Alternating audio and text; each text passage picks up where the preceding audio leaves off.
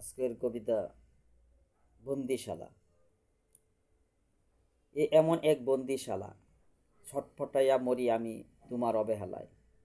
নিদারুণ অদৃষ্টের এক কলঙ্কিত অধ্যায়, যে পাপের ইতিহাস গড়েছি আমি, তার একমাত্র চাক্ষুষ সাক্ষী এ বিশ্ব। খালি হাতে শূন্য পিড়িতে বসে দেহলাভে গিয়াছি পাপের শরাব গিলিতে। সম্মান ছিল যাহা, বিসর্জন দিয়েছি তাহা। অসম্মানী জন বিচারে হাট বসাইয়াছে। পাপীদের তাপে সম্মানীরা আজ পালাইয়াছে। তাই তো নিজেকে আজ শুধরাতে চাই।